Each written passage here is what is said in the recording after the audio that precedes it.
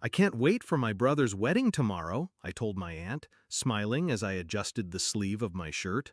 Her face froze. Then she said quietly, "It was last week."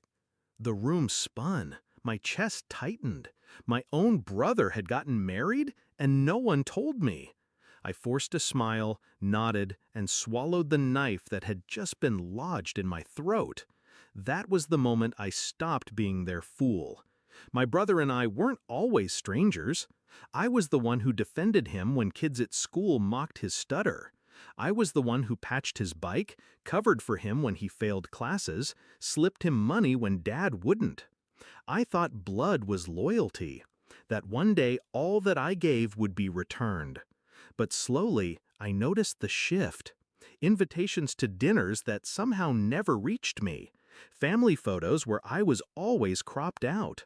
Conversations that ended the second I entered the room. I told myself it was paranoia, but when my aunt's words shattered the illusion, I realized it wasn't. They had erased me. The evidence piled up quickly. I checked social media that night. Pictures of the wedding beamed back at me, my parents, my cousins, my so-called friends. Everyone smiling, raising glasses. My brother standing with his bride, grinning wide. And me? Not a single mention. Not even a lie about why I wasn't there. Just absence. That was the betrayal. Not just exclusion, but erasure. They hadn't forgotten me. They had chosen to pretend I didn't exist. I didn't rage. I didn't call. I planned. Because revenge isn't about screaming in the moment. It's about waiting for the silence after. A month later, the silence broke. My mother's voice came through the phone, unusually sweet. "Your brother and his wife need a place for their honeymoon. We were hoping they could use your lake house."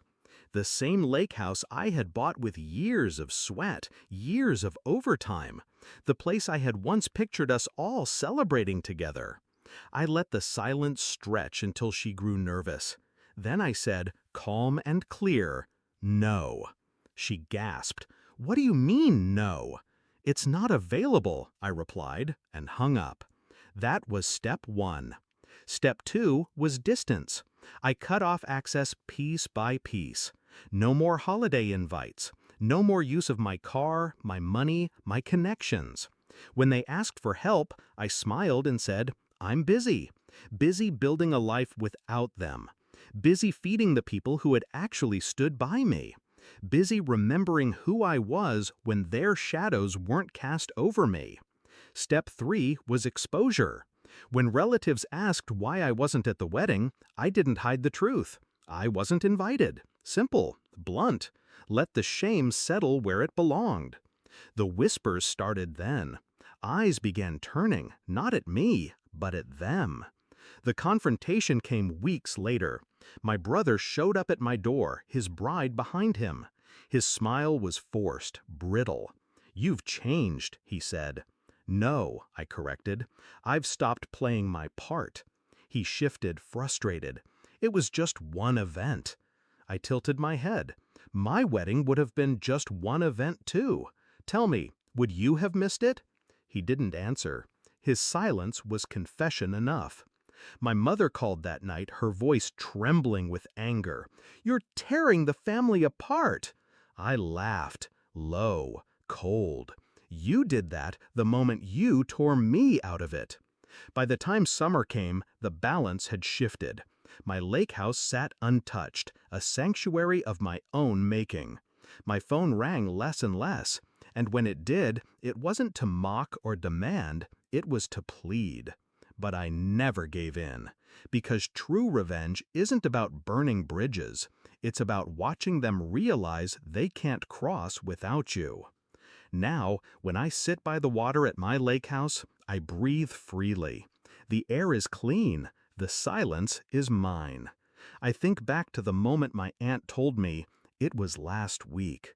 The shock, the pain, the betrayal.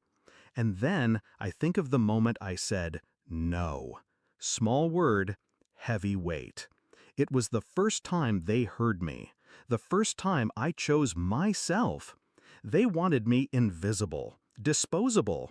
But now, it's them knocking at doors that no longer open.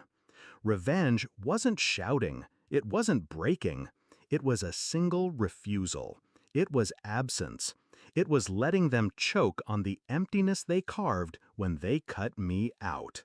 And me? I've never been more alive.